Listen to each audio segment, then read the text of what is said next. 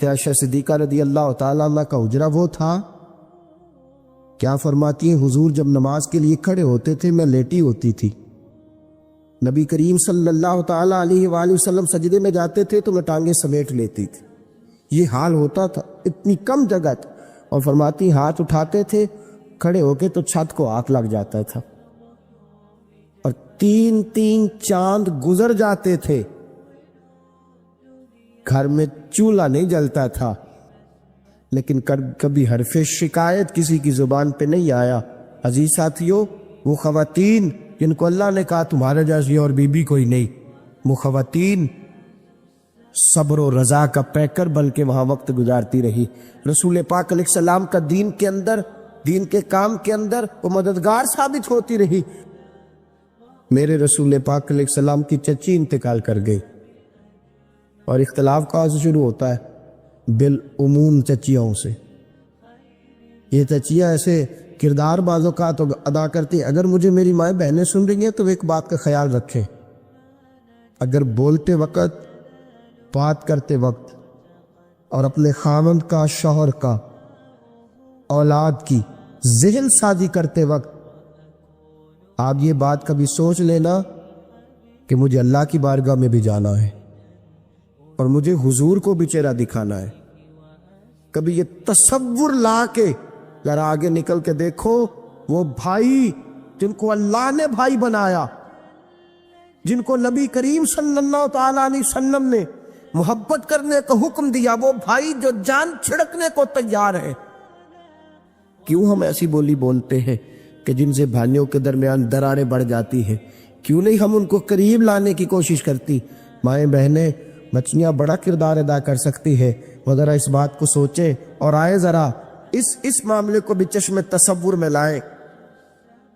قاضی عبدالدائم صاحب نے لکھا ہے کہ جب نبی کریم صلی اللہ تعالی وسلم گھر میں موجود نہیں نہ ہوتے تھے تو حضرت فاطمہ بنت اسد، جو حضرت علی المرتضیٰ رضی اللہ تعالیٰ عنہ کی والدہ اور جناب ابو طالب کی زوجہ ہیں، وہ حضور کے لیے سامان بچا بچا کے رکھ لیتی تھی، کھانا بچا کے رکھتی تھی، بچا کے کہ بھتیجے نے آنا ہے۔ یہ چچی ہے، چچی کا کردار تو ملاحظہ کیجیے۔ پھر جب حضرت فاطمہ بنت اسد کا وصال ہوا، صحابہ فرماتے ہیں اتنا حضور کو کبھی روتے نہیں دیکھا اتنا حضور آج روئے ہیں، آنکھیں برس پڑی، اور حضور فرمایا کرتے تھے آج چچی نہیں گئی، میری ماں گئی، آج میری ماں گئی ہے۔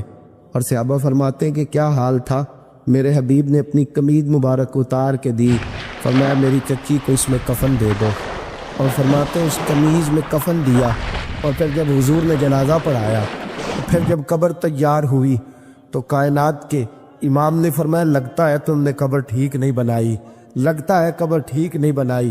حضور قبر کی طرف جھکے، دیکھا، اور پھر چشم فلک نے عجیب نظارہ دیکھا کہ وہ خاتون جس کو کفن بھی مصطفیٰ کی قمیض کا ہے، جس پر جنازہ بھی رسول پاک کی امامت میں پڑھا گیا ہے، اب اس عورت کے نصیب اور جاگے کہ میرے رسول پاک ان کی قبر میں اتر گئے، اور پھر اس قبر میں لیٹ گئے، اس قبر میں لیٹ گئے۔ پسے مردن فرشتوں نے جو تلاشی لی تو کیا نکلا، فقط ایک دل کے گوشے سے خیال مصطفیٰ نکلا، اور اس کے سرکار کی ایک شمع جلا لو دل میں، بعد مرنے کے قبر میں بھی اجالا ہوگا۔ اعلیٰ حضرت فرماتے ہیں لحد میں عشق رخ شاہ کا داغ لے کے چلے، اندھیری رات سنی تھی چراغ لے کے چلے، رسول پاک چچی کی قبر میں اتر گئے، پھر لیٹ گئے۔ صحابہ فرماتے ہیں کسی کا دل نہیں کرتا اس کی ماں مر جائے، لیکن دل کرتا تھا آج علی المرتضیٰ کی ماں کو جو مقام ملا ہے، کاش ہماری بھی ماں مر جاتی اور یہی مقام ہماری ماں کو بھی ملتا۔ ساتھیوں، یہ چچی کے ساتھ سلوک ہے اور یہ چچی کا پیار ہے۔ آج کیا ہو گیا ہے معاشرے کو، اور کیا چیز یاد رکھیے گا، جو اپنی اولاد سے محبت کرتا ہے وہ دوسرے کی اولاد سے بھی پیار کرے گا، اور جس کا خلوص اپنی اولاد کے ساتھ پورا نہیں، اس کو دوسرے کے بچے کبھی اچھے نہیں لگیں گے۔ یاد رکھنا، اگر یہ محبتیں عام ہوتی تو گھر ٹوٹتے دکھائی نہ دیتے۔ میں نے آج ایسے بھی بھائی دیکھے ہیں اور میں نے ایسے بھی بھتیجے دیکھے ہیں کہ بھتیجے کا انتقال، چچا کا انتقال ہوتا ہے، بھتیجا گھر منہ دیکھنے نہیں جاتا، بس قبرستان جاتا ہے دنیا کو دکھانے کے لیے، اور جنازہ پڑھ کے گھر لوٹ آتا ہے، تم اس پیغمبر کا میلاد منا رہے ہو، اس آقا کریم علیہ السلام کے میلاد میں آئے ہو جنہوں نے چچاؤں کے ساتھ، جنہوں نے چچی کے ساتھ، جنہوں نے اپنے رشتوں کے ساتھ وہ محبت کی ہے، وہ اور حد ہو گئی۔ صحابہ کرام علیہم رضوان فرماتے ہیں کہ رسول کریم صلی اللہ تعالی علیہ وسلم کا حال یہ تھا کہ اگر مدینہ منورہ میں جناب خدیجہ الکبریٰ کی سہیلیاں بھی آتی، حضور علیہ السلام کی حقیقی سالیاں نہیں، جناب خدیجہ کی سہیلیاں بھی آتی، تو نبی پاک علیہ السلام انہیں بھی تحفے بھیجا کرتے تھے، انہیں بھی تحفے بھیجا کرتے تھے۔ اور آج ہمارا سسرال سے جو اختلاف رہتا ہے، نبی پاک علیہ السلام نے سسر کو باپ کہا اور ساس کو ماں کہا، آج جو ہمارا وہاں اختلاف رہتا ہے اس کو بھی ہمیں دیکھنا ہے۔ تو بحیثیت خاندان کے جو نبی پاک علیہ السلام نے ہمارے لیے پیغام چھوڑا، اور ایک سربراہ خاندان کے جو نبی پاک علیہ السلام نے ہمیں دستور زندگی عطا فرمایا، دوستو وہ کون اس کا لحاظ رکھے گا؟ ایک دو باتیں عرض کروں گا اور اپنی بات سمیٹ دوں گا۔ میرے رسول پاک علیہ السلام کا بھائیوں کے ساتھ کیا تعلق تھا اور بہنوں کے ساتھ کیا تعلق تھا، میں نام نہیں لینا چاہتا، ذکر نہیں کرنا چاہتا، کہیں کسی کی خوشامد نہ ہو جائے اور کہیں کسی کو کوئی غلط فہمی کا کوئی شکار نہ ہو جائے، لیکن بعض جگہ پہ دل کو بڑا سکون ملتا ہے اور بعض لوگوں کو دیکھ کے بڑی تسلی ہوتی ہے کہ اگر اللہ نے ان پہ مہربانی فرمائی ہے تو انہوں نے توجہ رکھی ہے، بھائیوں پہ، بہنوں کی طرف انہوں نے ورنہ تو لوگ رشتہ دار ماننا ہی چھوڑ جاتے ہیں، ورنہ تو لوگ رشتہ دار ماننا ہی چھوڑ جاتے ہیں، بلکہ کہتے ہیں کہ لگا کرتے تھے، گاؤں میں رہا کرتے تھے، تعلق ہوا کرتا تھا، ورنہ تو لوگ چھوڑ جاتے ہیں۔ ہم نے دیکھا ہے کئی چھوڑ جاتے ہیں۔ ہمارے ایک عزیز ہیں، ایک اعلیٰ عہدے پہ فائز ہیں، تو مجھے ایک صاحب کہنے لگے کہ آپ کے عزیز ہیں، میں نے کہا یار میں تو مان جاؤں گا، ان سے پوچھ لینا، میں تو مان جاؤں گا، چونکہ وہ بڑے آدمی ہیں نا، بہت بڑے عہدے پہ ہیں، میں تو مان ہی جاؤں گا، میں تو کہہ ہی دوں گا، لیکن تم ذرا ان سے بھی ایک بار سوال کر لینا، اس لیے کہ ہم نے دیکھا ہے کہ سب روگاں دا روگ محمد، جس دا نام غریبی تے کنڈ بلا کے لنگ جاندے سب دوست یار قریبی، یہ دیکھا ہے ہم نے، ایسا ہوتا ہے۔ تو نبی کریم صلی اللہ علیہ وسلم کا حضرت جعفر طیار رسول پاک علیہ السلام کے چچا زاد بھائی ہے، جنگ موطا میں شہید ہو گئے، حضور ان کے گھر تشریف لائے اور نبی پاک علیہ السلام نے ان کی زوجہ کو تسلی دی، اور پھر گھر جا کے حبیب پاک علیہ السلام نے سیدہ فاطمہ سے فرمایا کہ 3 دن کھانا پکا کے ان کے گھر میں بھیجنا۔ پھر میرے حبیب پاک علیہ السلام چچا زاد بھائی کے ساتھ جو انداز محبت ہے، پھر میرے رسول کریم صلی اللہ تعالی علیہ وآلہ وسلم نے کیا کیا، جب گئے نا ان کے گھر میں دوبارہ 3 دنوں کے بعد، تو ان کی زوجہ رونے لگی اپنے بچوں کو دیکھ کر کہ میرے بچوں کا کیا بنے گا۔ میرے رسول پاک نے دونوں بھتیجے ان کو گلے کے ساتھ لگایا اور حضور علیہ السلام نے فرمایا فکر نہ کر، انا ولیہم فی الدنیا والآخرہ، میں دنیا میں بھی ان کا ولی بنوں گا اور آخرت کے دن بھی ان کا ولی بنوں، میں ان کا خیال رکھوں گا۔ میں قاضی سلمان منصور پوری نے بڑی عجیب بات لکھی ہے، کہتے ہیں کہ جب مکہ فتح ہوا نا، سب کا دل کرتا تھا حضور ہمارے گھر آئے، سب کا دل کرتا تھا۔ میرے حبیب پاک علیہ السلام کی ایک بہن بھی تھی مکے میں، جناب ام ہانی، حضرت علی المرتضیٰ کی بہن۔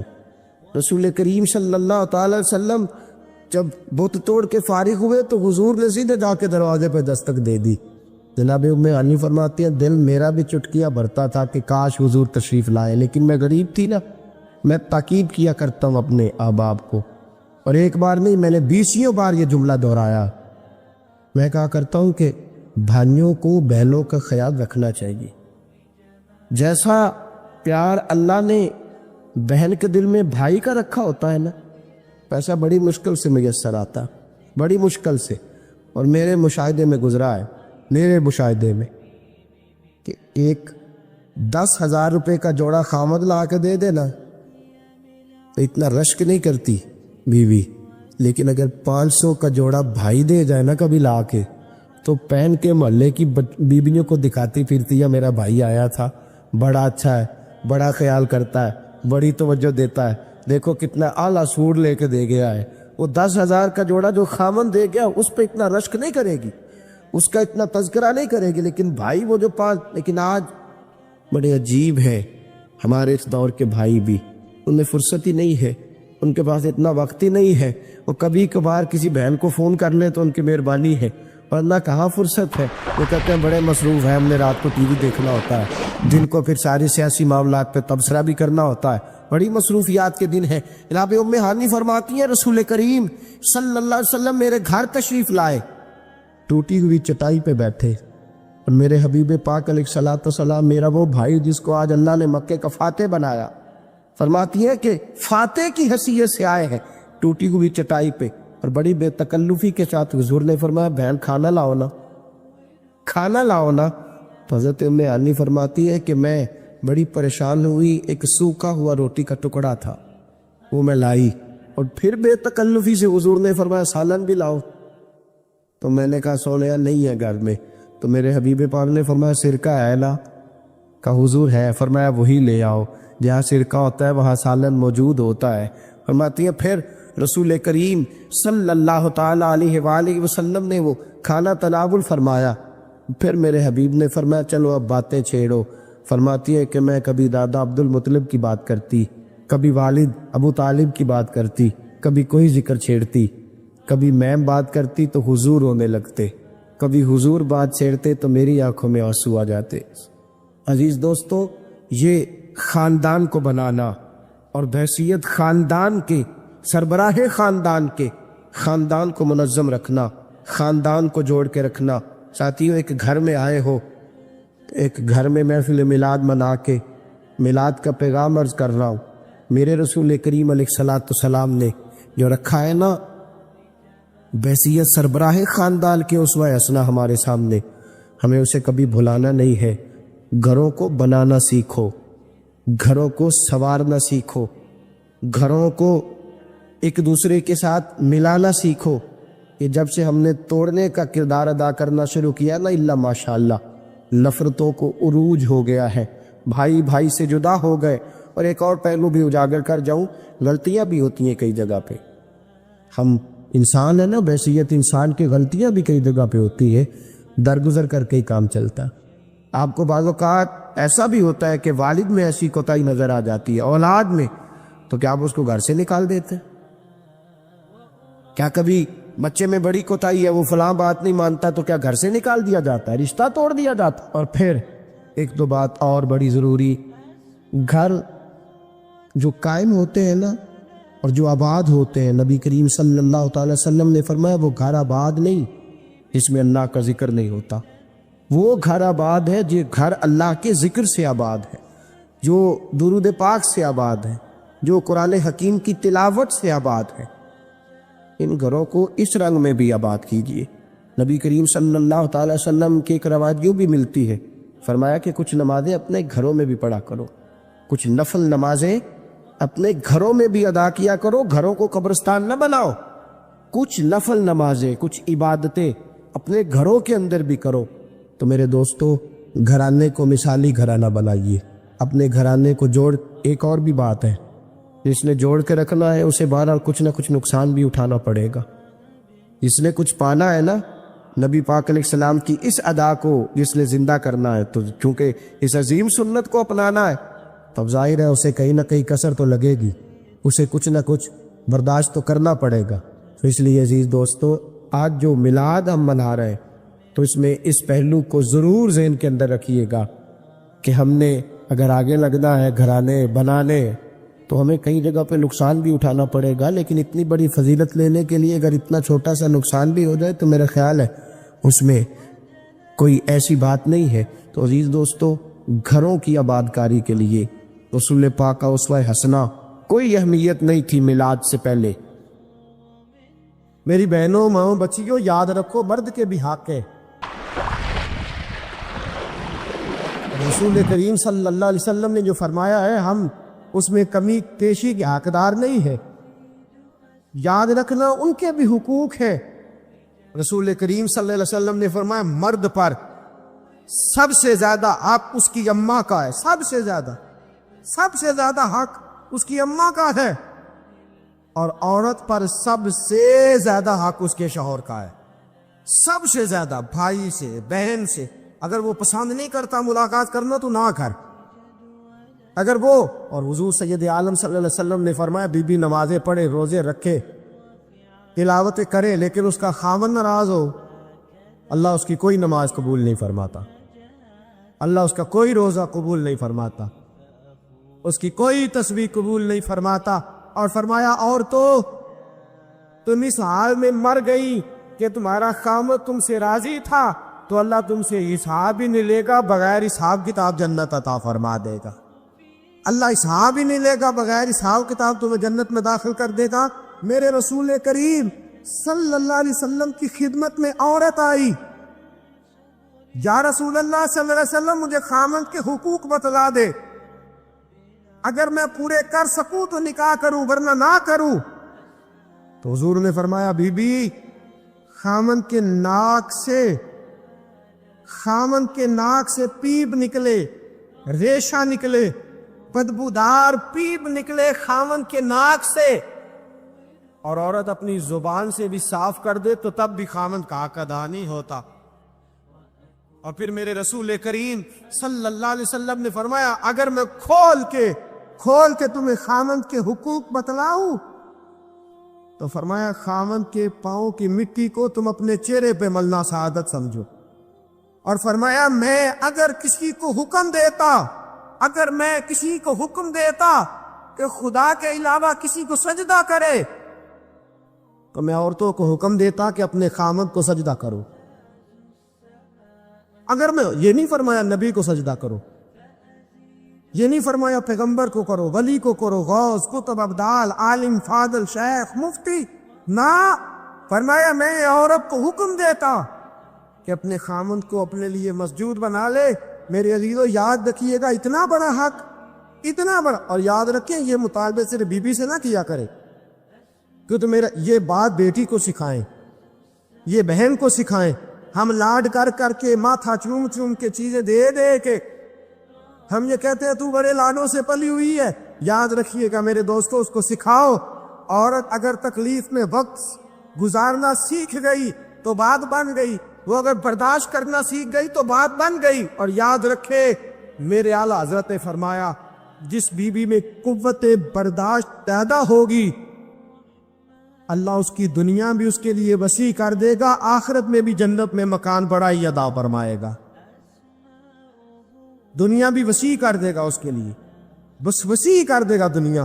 فرمایا اگر اس کا خامد اس کے ساتھ اچھا سلوک نہیں کرے گا تو اولاد ضرور اچھا سلوک کرے گی، اولاد ضرور اچھا سلوک کرے گی۔ تو بی بی اپنے خامد کا حق ادا کرے۔ میرے رسول کریم صلی اللہ تعالی علیہ وسلم نے فرمایا خامد اگر بلائے اور بیوی کی روٹیاں تنور میں جل رہی ہوں تو چھوڑ دے، پہلے خامد کی بات سنے۔ فرمایا خامد اپنے بستر پہ بلائے اور اگر بیوی نے آنے سے انکار کر دیا اور بیوی نہ آئی، ساری رات فرشتے اس عورت پر لعنتیں برساتے رہیں گے، ساری رات لعنتیں برسائیں گے فرشتے۔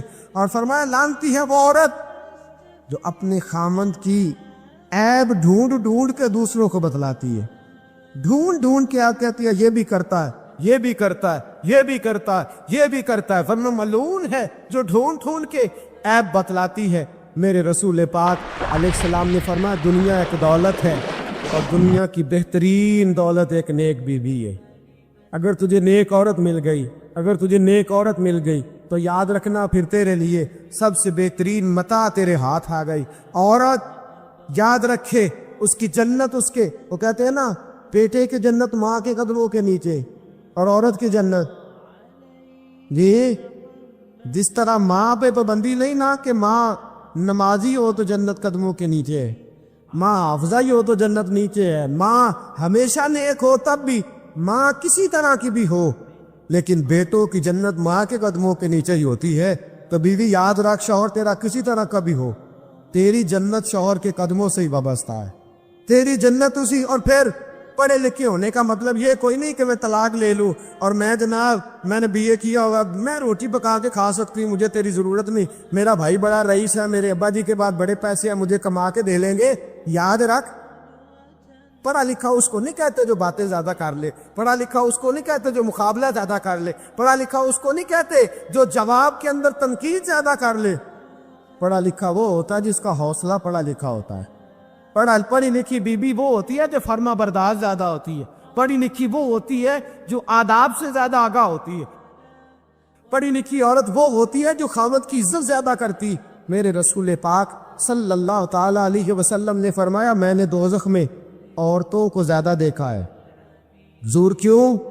فرمایا ایک تو اللہ کی ناشکری کرتی ہے، بات بات پہ رو پڑنا، بیویوں نے بات بات یہ کوئی نہیں وہ کوئی نہیں ایسا نہیں۔ اگر میری بہنیں ناراض نہ ہو جائے، مائیں ناراض نہ ہو جائے تو مجھے ویسے تلاش ہے اس بیوی کی جو سکھی ہو۔ اگر اس کو اپنے گھر میں سارا سکھ ہے نا تو اس کو بھائیوں کا دکھ شروع ہو جائے گا۔ میرا وہ جو 9 بھائی ہے نا، میرے ناوے کی اولاد کوئی نہیں، لہذا میں بڑی دکھی ہوں۔ بھئی 8 کی ہے تو خوشی کر لے، تو نہ رو۔ کہتی ہے باقی تو سارے ٹھیک ہے، 11 بہنیں ہیں، وہ جو 11ویں ہے نا اس کا خامند اچھا نہیں۔ بھی تو نہ اپنے گھر میں رونا ڈال، روتی رہتی ہیں، ناشکری کرتی رہتی ہیں، ہر وقت ناشکری، کچھ نہیں کچھ نہیں کچھ نہیں۔ اور بخاری کے لفظ ہے، بیبیوں یاد رکھنا، یہ حضور کا فرمان پیش کرنے لگا بخاری کے، فرمایا ساری عمر خامد اپنی بیوی کے ساتھ اس نے سلوک کرے، ایک دن سلوک نہ کر سکے تو کہتی ہے جب سے تیرے گھر آئی ہوں میں نے تو سکھ پایا ہی کوئی نہیں۔ یہ بخاری ہے۔ فرمایا ساری زندگی احسانات کر، تو ایک دن نہیں نہ دیتا تو کہتی ہے وہ فلانی بڑی سکھی ہے، وہ فلانی بڑی اچھی ہے فلانی۔ اور نبی پاک صلی اللہ علیہ وسلم نے فرمایا وہ عورت بڑی بدبخت ہے کہ جو اپنے خامند کے سامنے دوسرے مردوں کی فضیلت بیان کرتی ہے، کہتی ہے وہ دیکھے نا میرا جیٹ، میرا دیور، میرا فلانا بہنوئی وہ کتنا اچھا ہے۔ فرمایا جو دوسروں کی خوبیاں اپنے شوہر کے سامنے بیان کر کے اپنے شوہر کی گردن جھکاتی ہے بڑی بدبخت ہے، بڑی بری حرکتیں کر رہی ہے۔ عزیز دوستو یاد رکھیے گا، بیویاں یہ ساری باتیں ہم نے سکھانی ہے، یہ ساری چیزیں ہم نے عورتوں کو بتلانی ہے، یہ سارے کام کاج ہم نے عورتوں کو سکھانے۔ میرے رسول پاک صلی اللہ تعالی علیہ وسلم نے فرمایا اچھی بیوی وہ ہوتی ہے جو نیکی میں مددگار ثابت ہوتی ہے۔ اچھی بیوی کون ہوتی ہے؟ جو نیکی میں حضور نے ایک دعا دی، نبی پاک کی دعا لینی ہے، چاہیے دعا حضور کی، دعا حضور دینے لگے۔ اللہ کرے ہم سب یہ دعا حاصل کرنے والے بن جائیں۔ حضور نے فرمایا یا اللہ میرے اس امتی پر رحم فرما جو سویرے اپنی بیوی کو نماز کے لیے جگاتا ہے، اور اگر نہیں اٹھتی تو اس کے چہرے پر پانی چھڑک دیتا ہے۔ بخاری مسلم۔ فرمایا اے اللہ اس بیوی پر رحم فرما جو سویرے اپنے خامند کو نماز کے لیے جگاتی ہے، سویرے اپنے خامند کو نماز کے لیے جگاتی ہے، اور اگر نہیں اٹھتا تو اس کے چہرے پہ پانی چھڑک دیتی ہے، لیکن کہتی ہے اٹھیے۔ ورنہ یہ صالح عورت کی علامت ہے۔ اور پھر اپنے گھر کا خیال رکھے۔ حضرت سیدنا صدیق اکبر رضی اللہ تعالی عنہ کی صاحبزادی حضرت اسماء بنت ابی بکر صدیق، حضرت زبیر بن عوام،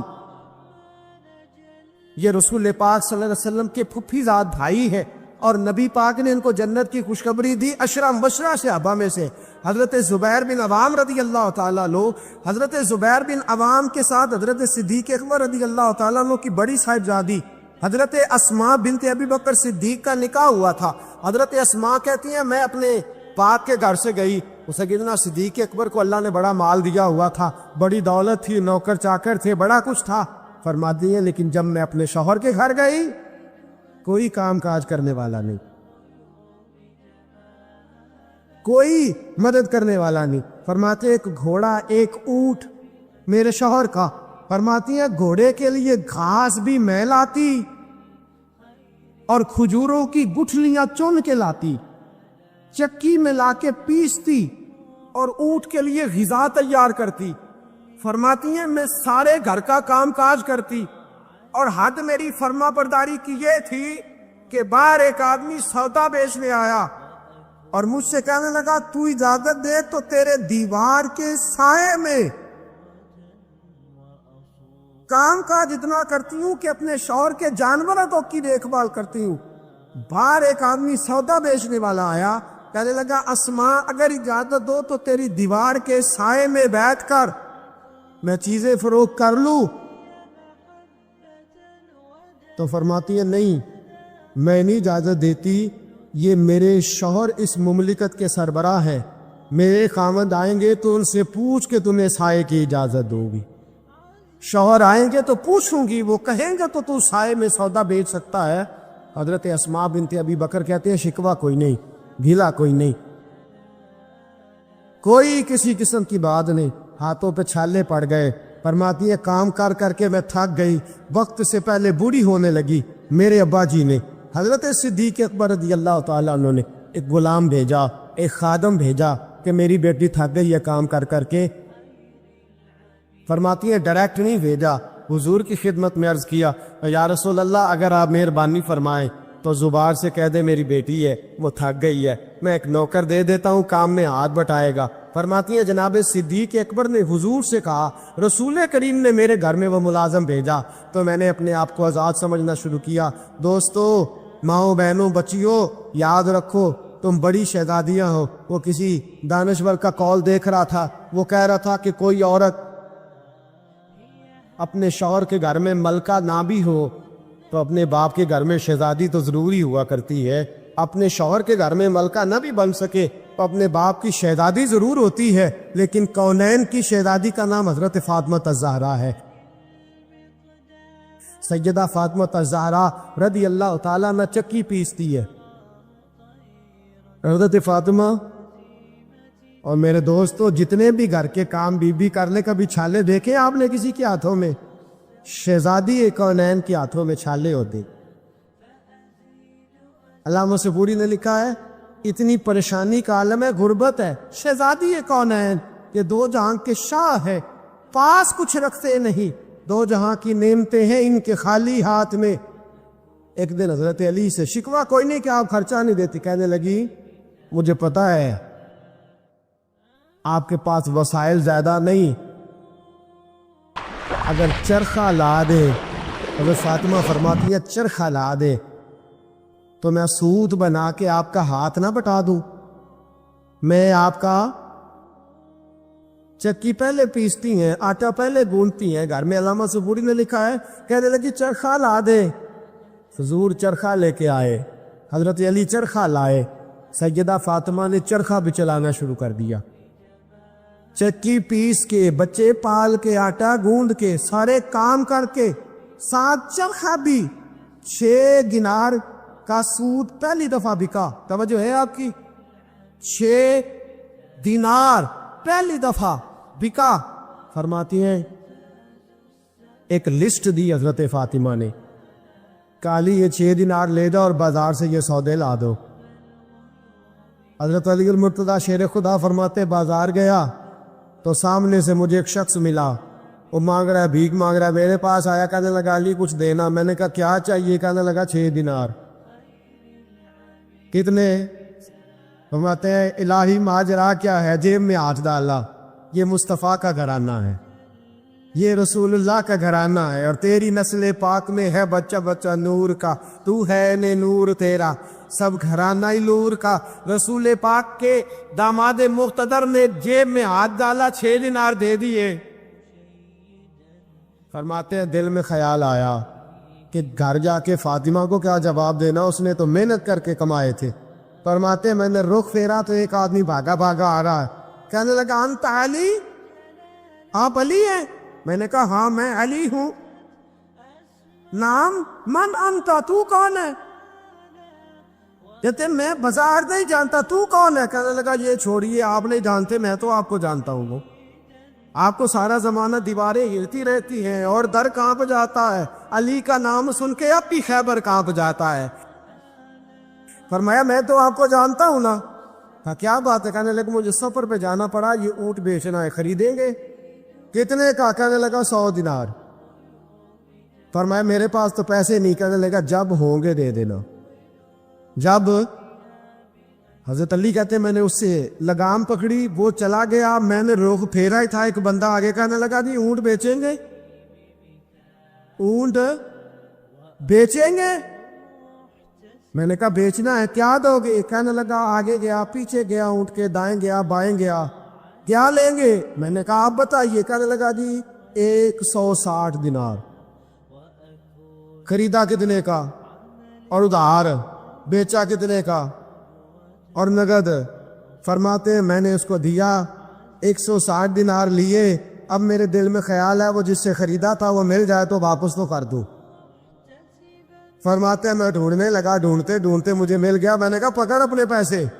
100 دینار اس کو دیا، 6 دینار کا سودا خریدا، 54 دینار جیب میں ڈالے، لا کے سیدہ فاطمہ کی گود میں رکھے۔ میں نے کہا فاطمہ 54 دینار، پاک نبی کی پاک بیٹی، عزت والے رسول کی عزت والی بیٹی۔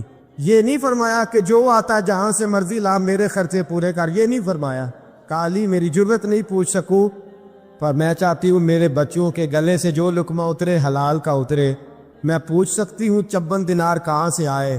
حضرت علی کہنے لگے کونین کے بادشاہ کی بیٹی، 100 دینار تیرے 6 دینار تو درویش اور فقیر لے گیا، 100 دینار کا اونٹ خریدا، 160 کا بیچا، 6 کا سودا لے آیا، 54 واپس لے آیا۔ بیٹیاں بیٹیاں ہی ہوتی ہیں، بیٹیاں بیٹیاں ہی ہوتی ہیں۔ بیٹی 7 سمندر پار بھی ہو تو خیر اپنے ابا جی کے گھر کی مانگتی رہتی ہے، بیٹیاں بیٹی ہوتی ہیں۔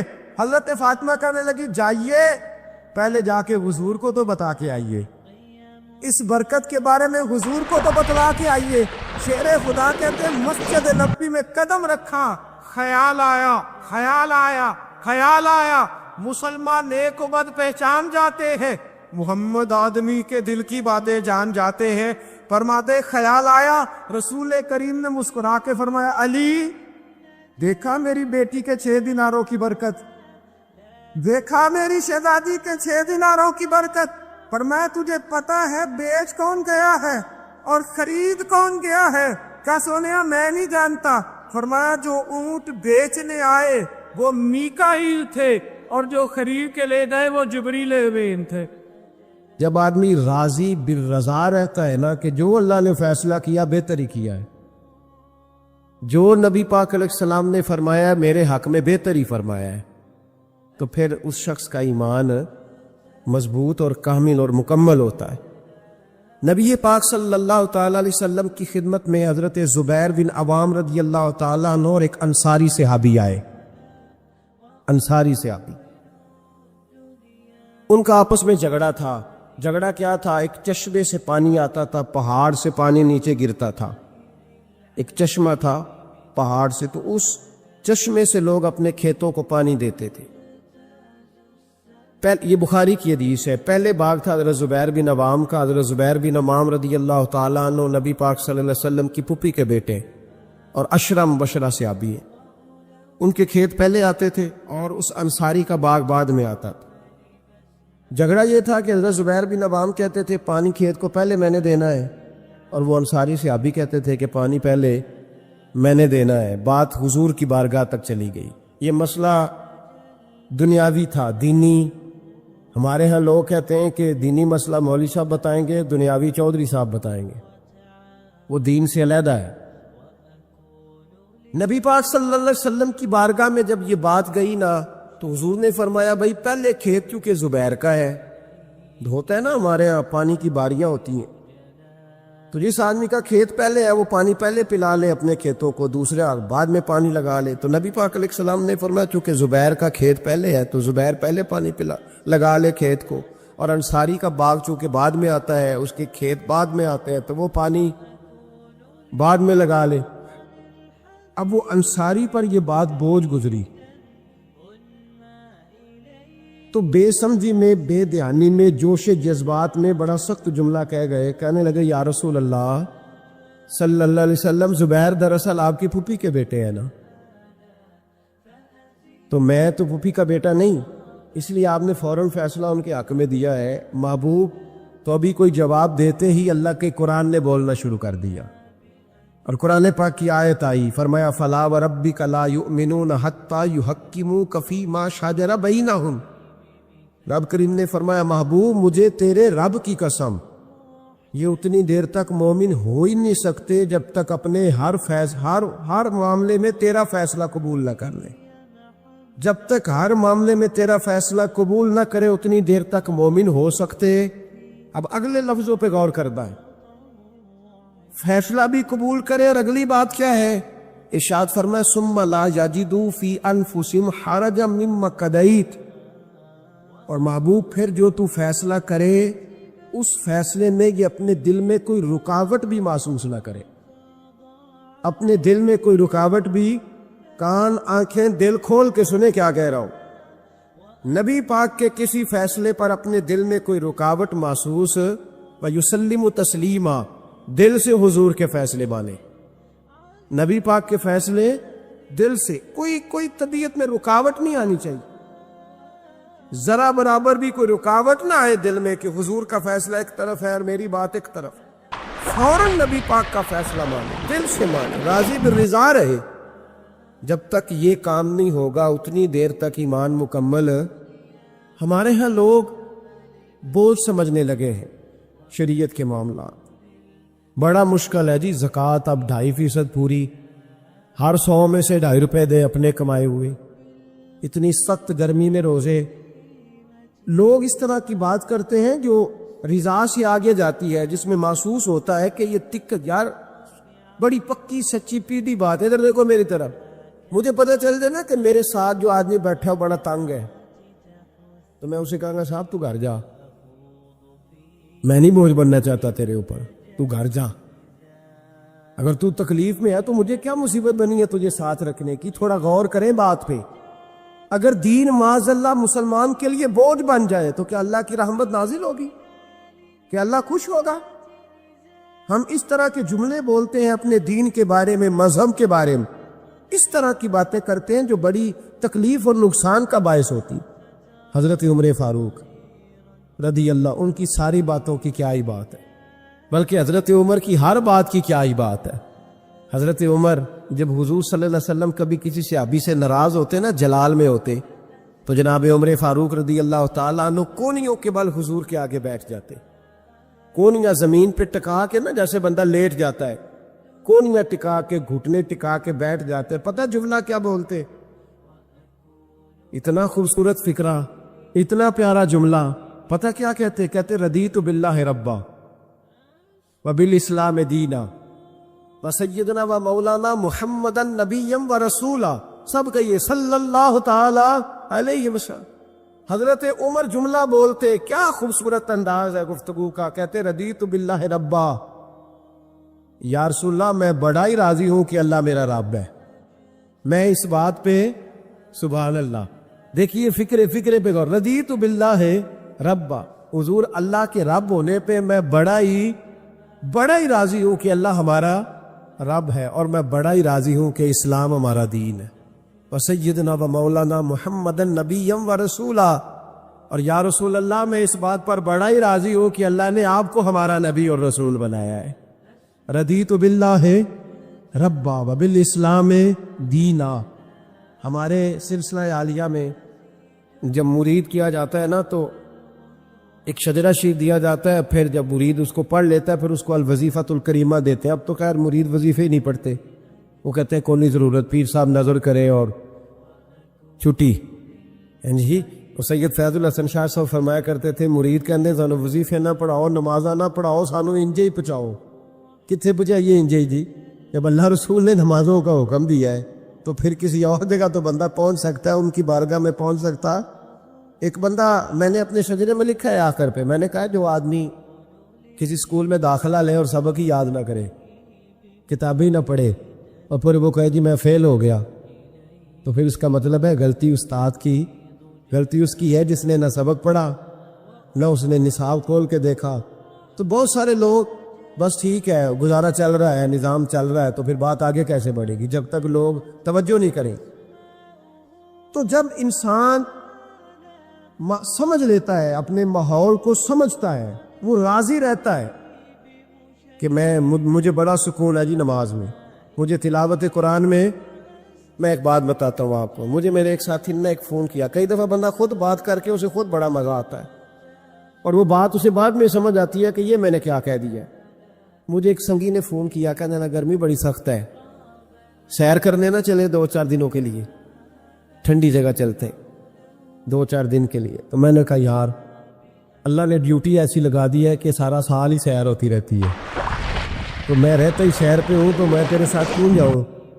کہنے لگا یار بندہ ایک طرح کا کام کر کر کے نا اکتا جاتا ہے، روز ڈیوٹی، روز نوکری، یہ ذرا غور سے بات سنیے گا. وہی روز سارے معاملات افسر وہی تو بندہ اکتا بھی تو جاتا ہے نا. تو میرا خیال ہے 2-4 دن نہ ذرا سائڈ پہ جاؤ, تو بھی تو نکلنا, کٹھے چلتے ہیں. پرانی دوستی تھی. تو میں نے اس کو کہا یار تو اکتایا ہے, لیکن تیرے سوال کے جواب میں کہتا ہوں الحمدللہ میں اپنے کام سے کبھی نہیں اکتایا. میں اپنے کام سے کبھی اکتایا نہ مدرسے کے طالب علموں کی باتیں سن کے, نہ ان کو اسباق دے کے, نہ کبھی کتاب پڑھ کے, نہ کبھی حدیث دیکھ کے, نہ کبھی جمعہ پڑھا کے, نہ کبھی تقریر کر کے, نہ روز مسئلہ بتا کے. لیکن نا بندہ تھک بھی تو جاتا ہے نا, ایک ہی بات ہر بندہ سوال پوچھ رہا ہے اس طرح کے. میں جب اکتایا ہی نہیں, جب مجھے کبھی اکتاہٹ ہوئی نہیں, تو میں اپنا کام چھوڑ کے کیوں جاؤں. بلکہ جتنا اللہ کام لیتا جاتا ہے مجھے تو مزہ آتا جاتا ہے. جب کام کا یہ ذائقہ بنتا ہے نا, یہ والا جب سرور بنتا ہے, جب کام انسان کا شوق بن جاتا ہے, پھر اسے اکتاہٹ محسوس, اسے پھر تکلیف. سید ابو البرکات شاہ صاحب تھے لاہور میں, اعلیٰ حضرت کے خلیفہ.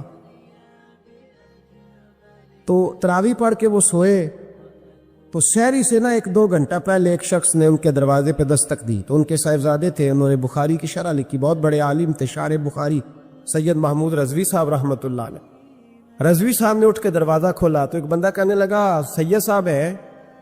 پاکستان کے سب سے بڑے مفتی تھے وہ, سید ابو البرکات شاہ صاحب, بہت بڑے, سچ مچ میں بہت بڑے تھے ہر لحاظ سے. اعلیٰ حضرت فاضل بریلوی کے خلیفہ تھے, سید تھے. وہ کہا سید صاحب ہیں. تو رضوی صاحب کہنے لگے کیا کام ہے؟ کہنے لگا جی کام تو مجھے انہی سے ہے, انہی کو بتاؤں گا. فرمانے لگے چلیں ٹھیک ہے, اب 1-2 گھنٹہ آرام کرو, رہ گیا, ان کو آرام کر لینے دو, ابھی سحری کا وقت ہوگا تو وہ اٹھ جائیں گے, تو تم کام کر لینا. کہنے لگا یار ابھی مل جاتے تو چلو ٹھیک تھا. اتنی دیر میں سید صاحب کی آنکھ کھل گئی, سن لیا کہ مجھے بلا رہا ہے. قریب ہی آپ سوئے ہوئے تھے, اٹھ کے تشریف لائے. فرمایا ہاں بھی بیٹا بتاؤ کیسے آئے؟ کہنے لگا حضور ایک مسئلہ پوچھنا تھا. فرمایا پوچھو. کہنے لگا جی مسئلہ یہ پوچھنا تھا کہ جس بندے نے عشاء کے فرائض جماعت کے ساتھ نہ پڑھے ہو, وہ وتر پڑھ سکتا ہے کہ نہیں پڑھ سکتا؟ تراویح کے بعد وتر ہوتے ہیں نا جماعت کے ساتھ, تو پڑھ سکتا ہے کہ نہیں؟ تو سید صاحب فرمانے لگے جس نے فرض نہیں پڑھے, بہتر یہ ہے کہ پھر وہ وتر بھی جماعت کے ساتھ نہ پڑھے. لیکن اگر کوئی پڑھ بھی لے تو اس پر کوئی فتویٰ نہیں, کوئی حکم نہیں, بہتر ہے کہ نہ پڑھے. تمہاری بات ہو گئی؟ کہنے لگا ہو گئی. آپ تشریف لے گئے. علامہ رضوی صاحب کہتے ہیں حضرت صاحب اندر چلے گئے تو مجھے اس بندے پہ بڑا غصہ آیا. میں نے اس کو کہا کہ کون سی قیامت آنے والی تھی اگر تو یہ سوال فجر میں پوچھ لیتا تھا؟ کیا مسئلہ تھا؟ کچھ لوگ کرتے ہیں تنگ, اس میں کوئی شک نہیں, تکلیف دیتے ہیں. وہ بات جو ہو سکتی ہے اپنے ٹائم پہ, انہوں نے اسی وقت پوچھنی ہے جب ان کو یاد آ گئی. میں نے کئی دفعہ حدیث سنائی ہے کہ ایک صحابی کو نبی پاک صلی اللہ علیہ وسلم نے, سرکار نے فرمایا کہ جب اس کا انتقال ہو جائے تو مجھے بتانا. صحابی بھی نوجوان تھے, 14-15 سال عمر تھی. انہوں نے پتا اپنے والد صاحب کو کیا کہا؟ فرمایا میرا انتقال ہو جائے تو حضور کو خبر نہیں کرنی, اس لیے کہ میں رات کو انتقال کروں گا. ایسا نہ ہو کہ نبی پاک آئیں اور یہودیوں کے محلے سے گزر کے اور کوئی یہودی حضور کو تکلیف دے. میں اپنے جنازہ حضور پر آئے تو بخشش ڈائریکٹ ہے کہ نہیں, فوراً جنت ہے کہ نہیں. لیکن انہوں نے کہا میں نہیں چاہتا کہ میں اپنے نفع کے لیے محبوب کو تکلیف دوں. تو محبت کا انداز تو کوئی اور ہوتا ہے, جس سے محبت ہوتی ہے اس کے تو بندہ آرام کا, سکون کا, کہتا ہے جی میرا بڑا پیار ہے, ٹھاؤ میں آیا جو ہونا اس ویلے, میں ان دوبارہ آماندہ. یہ کیسی بات ہوگی؟ تو یہ محبت نہیں ہے, یہ لالچ ہے. بہرحال جو بات عرض کرنے جا رہا ہوں, میں مضمون پر رہتا ہوں, مضمون کو سمجھیے گا. سید صاحب کہتے ہیں وہ بندہ جب جانے لگا تو میں نے اس کو کہا, میں نے کہا یار تو سویرے پوچھ لیتا, کیا حرج تھا, صبح پوچھ لیتا. حضرت صاحب بوڑھے آدمی, آدھی رات کو تکلیف دی, ابھی 2 گھنٹے میں سحری ہونے والی تھی. تو کہتے ہیں وہ چلا گیا تو سید صاحب نے مجھے بلایا, کہنے لگے محمود مسئلہ میں نے بتایا, تمہیں کیا تکلیف ہے؟ اور پھر فرمانے لگے میرا دین میرا مشن ہے, میرا دین میرا مشن ہے. شکر کرو کسی نے بات پوچھی تو ہے نا, اور اگر کوئی میرے دین کے معاملے میں کوئی بات کرنے آتا ہے تو میں اس سے اکتاتا نہیں ہوں. تو جب انسان راضی بالرضا رہنے لگتا ہے نا, پھر وہ ہر روز نماز پڑھ کے تکلیف نہیں اسے ہوتی. پھر روز درود شریف پڑھ کے وہ یہ نہیں کہتا کہ چلو 2-4 چھٹیاں بھی کر لو. پھر روزانہ تلاوت کر کے اسے کہیں دقت محسوس نہیں ہوتی, چونکہ اب وہ چاہتا ہے کہ جس حال میں میرا رب رسول مجھے رکھیں گے, جو حکم دیں گے, میں نے اس سے کوئی تنگی محسوس نہیں کرنی، میں نے اس کے مطابق چلنا۔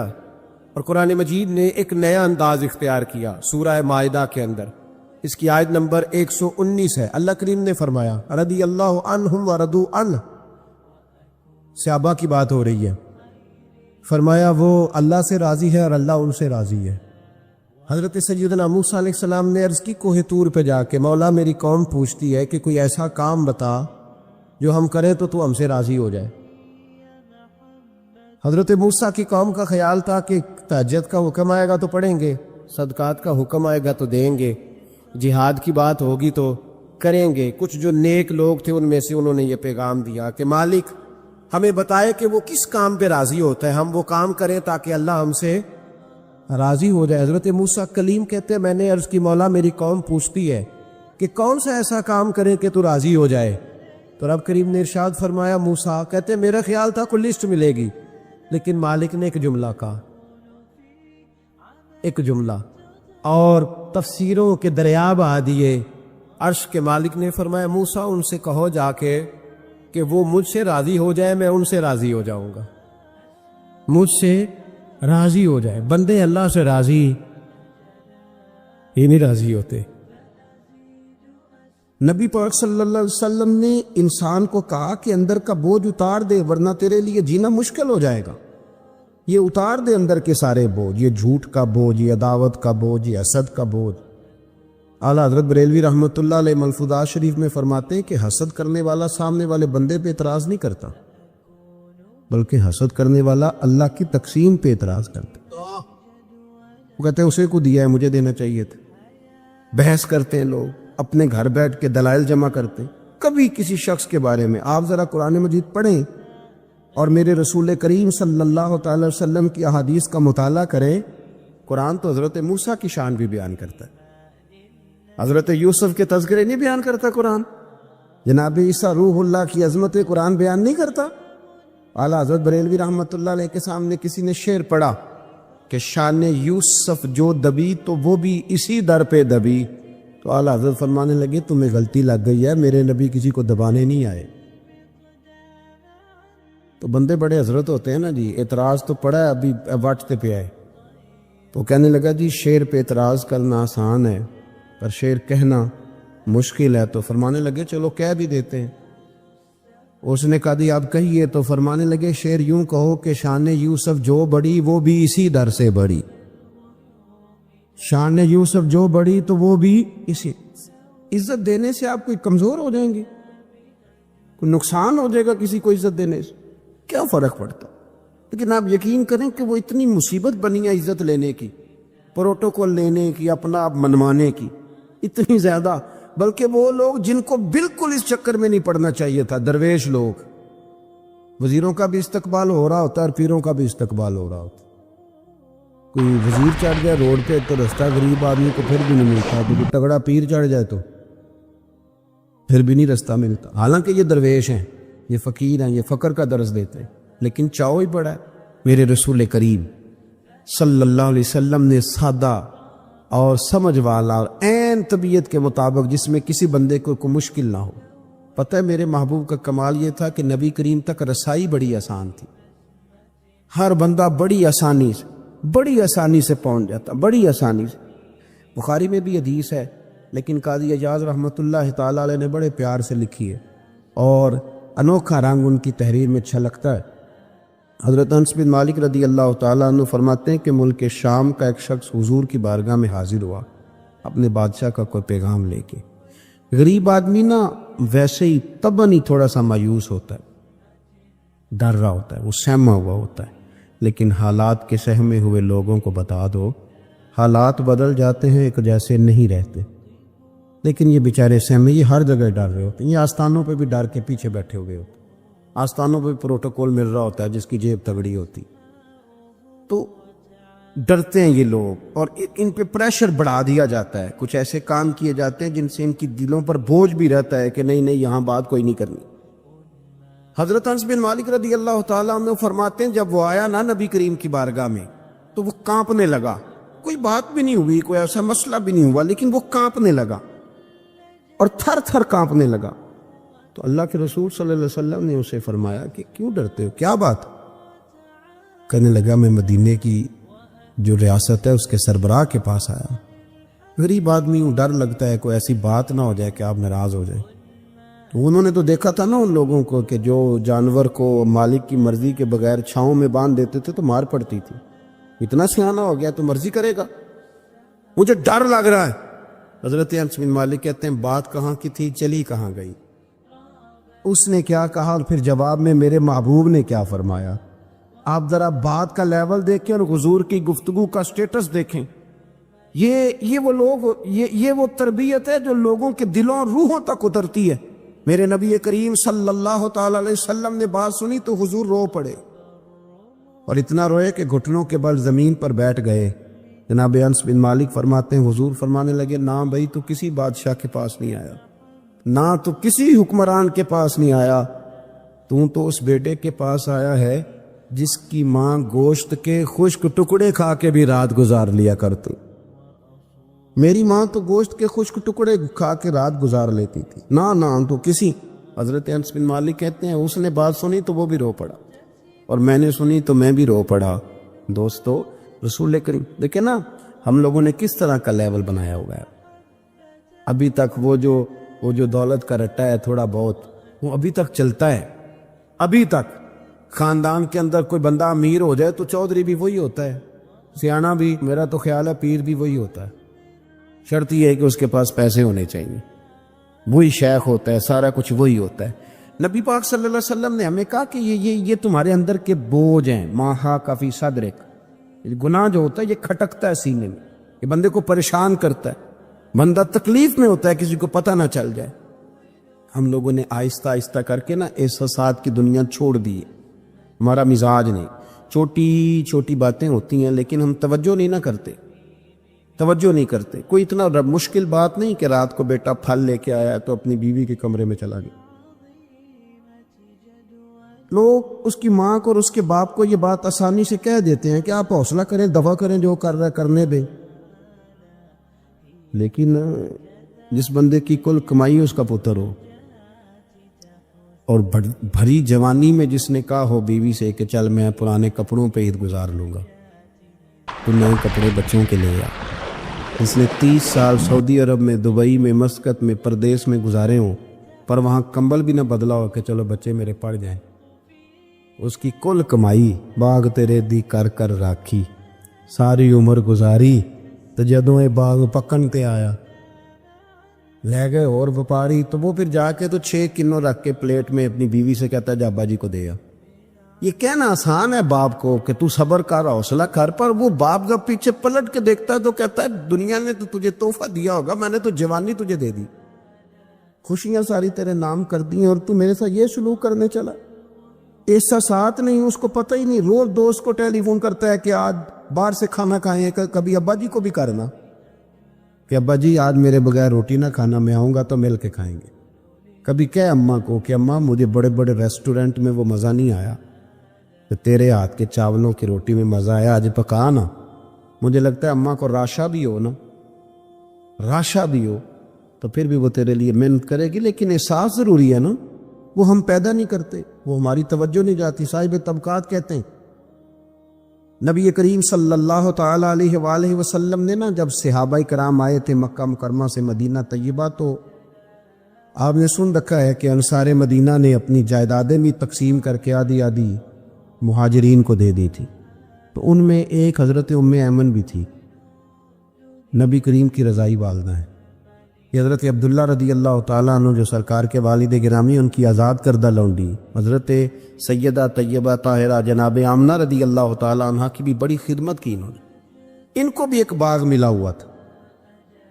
جب وہ خیبر کے علاقے فتح ہو گئے، یہودیوں سے بہت سارے علاقے لے لیے، تو اللہ کے رسول صلی اللہ علیہ وسلم نے فرمایا اب اس طرح کرو کہ یہ جو تم نے جائیدادیں لی ہوئی ہیں نا انصار سے، یہ واپس کر دو اور تمہیں اس میں سے دے دیتے. حضور علیہ السلام نے انصار مدینہ سے بھی کہا کہ میں ان کو یہ جائیدادیں دے کے اور تمہاری واپس کرانے لگا ہوں. تو انصار نے تو وہاں بھی بڑا انوکھا جواب دیا کہ یا رسول اللہ ہماری والے بھی رہنے دے اور وہ والے بھی ان کو دے دے.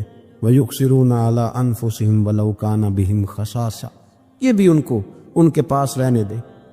محبوب نے فرمایا نہیں، میرا فیصلہ یہی ہے. حضرت ام ایمن رضی اللہ تعالیٰ عنہ کے حصے میں ایک باغ آیا ہوا تھا، تو محبوب کریم سید عالم صلی اللہ علیہ وسلم نے کہا اماں جی آپ کو کوئی اور باغ دے دیتے ہیں، یہ والا باغ واپس کر دیں۔ سیدھی سادی بی بی تھی، ناز تھا کہ میں نے حضور کی خدمت کی ہے بچپن میں، ناز تھا، کہنے لگی میں تو نہیں واپس کرتی، یہ ناز ہے، ورنہ حضور کو کوئی انکار کر سکتا، میں تو نہیں واپس کرتی۔ حضرت عائشہ صدیقہ رضی اللہ تعالیٰ عنہ فرمانے لگی اماں جی یہ آپ کیا کہہ رہی ہیں؟ حضور فرمانے لگے عائشہ آپ خاموش ہو جائیں، یہ بڑھاپا ہے، اس کے احساسات ہیں، اس کے جذبات ہیں۔ آپ یقین کریں کئی دفعہ بوڑھے بیچارے نا درد سے بات نہیں بتاتے کسی، وہ کہتے ہیں کیا کرے، کپڑا اٹھائیں تاکہ پیٹ ننگا ہو جائے، کیسے بات کریں۔ نبی کریم سید عالم علیہ الصلوۃ والسلام اماں جی کے قریب گئے، کہا اماں جی میرے ساتھ چلو، ایک دفعہ باغ دیکھ تو لو۔ حضور ساتھ لے کے گئے، ایک باغ دکھایا تو کہنے لگی نہیں نہیں میں نے نہیں لینا، یہ مجھے میرے والا ٹھیک۔ حضور نے پھر دوسرا دکھایا، کہنے لگی یہ بھی نہیں مجھے پسند۔ محبوب نے تیسرا دکھایا تو کہنے لگی یہ تو میرے والے باغ سے بھی پیارا ہے، یہ میں لے لوں گی۔ جب وہ مسکرائیں تو حضرت عائشہ کہتی ہے میں نے حضور کی آنکھوں میں آنسو دیکھے، فرمایا الحمدللہ اس کا دل نا راضی ہو گیا ہے۔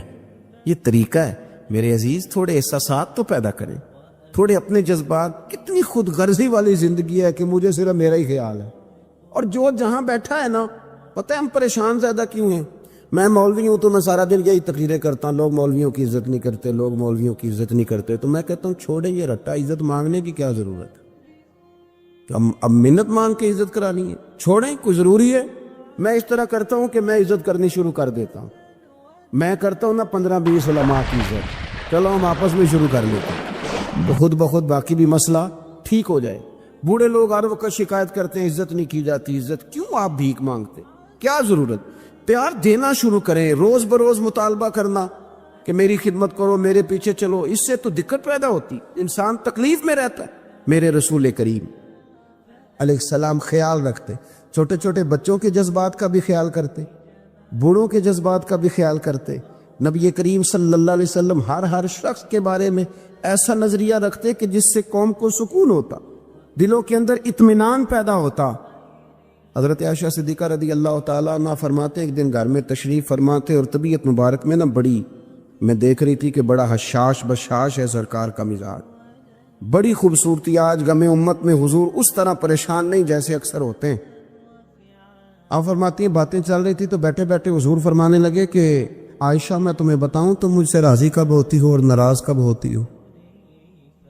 کہتے میں نے عرض کی یا رسول اللہ میں اور آپ سے ناراض۔ فرمایا چل سن تو لینا، سن تو لینا، ذرا بات سننا، ذرا سن تو لے، سننا۔ عرض کی یا رسول اللہ حکم فرمائیں۔ فرمایا تم کبھی کبھی قسم اٹھاتی ہو، ذرا احساس کی شدت دیکھی، لفظوں اور جملوں کا خیال رکھنا، سامنے والے اسے آسانی دینا۔ نبی کریم صلی اللہ دیکھیں نا، میں نہیں پرواہ کرتا جی، اب بیویوں کی باتیں کون سنی، میں نہیں پرواہ کرتا جی فلانا تو ان پڑھ ہے، لیکن جو ہمیں حضور نے ذوق دیا جینے کا، جو تسلی دی ہمیں زندہ رہنے کے لیے، جو ہمیں کہا کہ یہ چیز تمہیں جوان کرے گی، ٹھنڈا رکھے گی، نبی کریم صلی اللہ تعالیٰ علیہ وآلہ وسلم فرمانے لگے عائشہ تم نا کبھی کبھی قسم اٹھاتی ہو۔ کہا یا رسول اللہ اٹھاتی ہوں۔ فرمایا جب تم تھوڑا بہت ناراض ہوتی ہو نا کہ کسی اور زوجہ کے پاس وقت زیادہ گزر گیا ہے، تو پھر تم پتہ کس طرح قسم اٹھاتی ہو؟ تم کہتی ہو مجھے ابراہیم علیہ السلام کے رب کی قسم، اور جب تم راضی ہوتی ہو تو کہتی ہو مجھے محمد مصطفیٰ کے رب کی قسم۔ اور مجھے پتہ ہے، جناب عائشہ کہتے ہیں میں رو پڑی، میں نے کہا محبوبہ بات بالکل اسی طرح ہی ہے، لیکن قربان جاؤں یہاں تک خیال رکھتے ہیں آپ، حضور یہاں تک احساسات ہے، یہاں تک۔ فرمایا مجھے پتہ ہوتا ہے کب تمہارا جذبہ کیا ہے اور کب تمہارا رنگ کیا ہے۔ دوستو یہ چیزیں جب نکل جاتی ہیں نا مزاج سے، پھر آسانی ہو جاتی ہے، لیکن وہ ہمارا اپنے آپ کو پسند کرنا، اپنی طبیعت پہ ناز کرنا، اپنے آپ کو دیکھتے رہنا، اور اپنی تعمیر میں اتنا غرق ہونا کہ باقی ساری خوبصورتیوں سے بھول ہی جانا، صرف نظر ہی کر لینا۔ تھوڑا تھوڑا پیار بانٹے، اتنا اوپر کھڑے ہو کے نیچے دیکھو گے تو ہر شے چھوٹی نظر آئے گی، کبھی کبھی نیچے کھڑے ہو کے بھی اوپر دیکھیں، انشاءاللہ بڑے بڑے قد والے لوگ دنیا میں ملیں گے، بڑے بڑے قد والے۔ بہت سارے لوگ مجھے کہتے ہیں نہیں کامل پیر نہیں ملتا، میں کہ نہیں ملتا، پیسے بندے دی جیب میں ٹھیر سارے ہوں تو پھر کامل پیر کیویں ملے؟ اور 2 MA وہ کر جائے چاہے سیپڑیوں میں ہی پاس کر جائے، پھر کامل پیر کیسے ملے؟ وہ ہو چودھری صاحب اور اس کو پیر مل جائے. ان 3 بندوں کو پیر ملتا، اس کے لیے تو تھوڑا نیچے اترنا پڑتا ہے نا جی. پہلے جو برتن بھرا ہوا ہو تو اس میں پیر صاحب کیا ڈالیں گے؟ کوئی خالی ہوگی تو شے اندر آئے گی نا. اپنی زندگی میں تھوڑا سا لیول. حضرت خواجہ شمس العارفین سیالوی رحمۃ اللہ علیہ، خواجہ صاحب گزر رہے تھے تو ایک بچہ نا، ہمارے دیہاتوں کے بچے جو ہوتے ہیں نا، وہ ان کا اپنا سٹائل ہوتا ہے اور وہ بڑے مست لوگ ہوتے ہیں. اصل مزہ وہی بچے اٹھاتے ہیں جو دیہاتوں کے، وہ جو زندگی گزارتے ہیں بڑی شاندار ہوتی. میں آپ کو تجربے کی روشنی میں کہہ رہا ہوں، میں نے دیہات بھی کھول کے دیکھے اور شہر بھی سارے دیکھے ہیں، اللہ ماشاء اللہ ڈھیر سارے شہر میں نے دیکھے. اور میں نے اس میں دیکھا ہے کہ زیادہ سکھی یہی بچے رہتے ہیں جو مٹی میں بھی کبھی کبھی دوڑتے ہیں، جو سن لیتے ہیں تھوڑی بہت. آپ یقین کریں کہ سارے گاؤں کے بوڑھے ہی دادا ہوتے تھے اور سارے ہی چاچے ہوتے تھے اور سارے ہی. اب تو رٹا بن گیا، اب تو مسئلہ خراب ہو گیا، عجیب سی الجھن لوگوں نے پیدا کر دی. خواجہ صاحب رحمۃ اللہ علیہ گزر رہے تھے تو ایک بچہ بیری کو روڑے مار رہا تھا. تو روڑے سارے جمع کر دیے اور مارتا جا رہا ہے. اور یہ بچے گاؤں کے جب یہ فائرنگ کرتے ہیں نا بیری پہ، تو یہ روڑے پہلے جمع کر لیتے تاکہ پھر بے دریغ بغیر رکنے کے اپنا کام کرتے رہے. تو مار رہا تھا تو حضرت شمس العارفین رحمۃ اللہ تعالیٰ علیہ آپ بھی گزرے، مریدین ساتھ تھے. تو 1-2 روڑا نا حضرت کو بھی لگ گیا. تو فرمانے لگا پتر ذرا خیال کرنا، میں بوڑھا آدمی ہوں، اس عمر میں تو زخم بھی ٹھیک نہیں ہوتے. اس نے بچے نے پلٹ کے دیکھا تو وہ تو جانتا تھا نا کہ چائے سے کیتلی زیادہ گرم ہوتی ہے، مرید ماریں گے. اس نے دوڑ لگا دی، بھاگا اور سر پٹ دوڑا. اور جب وہ تیزی کے ساتھ دوڑا نا، تیزی کے ساتھ، اللہ اکبر، تو خواجہ صاحب نے بھی مریدوں سے کہا اس کو پکڑ کے لاؤ. پکڑ کے لائے تو خواجہ صاحب فرمانے لگے دوڑ تو کیوں؟ کہنے لگا جی 2 حرفی بات ہے، آپ ماریں گے، آپ کے مرید ماریں گے، روڑا جو لگ گیا. کیا انداز ہے بزرگوں کا، پیار بانٹنے کا. یہ چیزیں انسان کو بڑا میٹھا رکھتی ہیں. آپ یقین کریں پروٹوکول سے نکل آئیں آپ سوکھے ہو جائیں.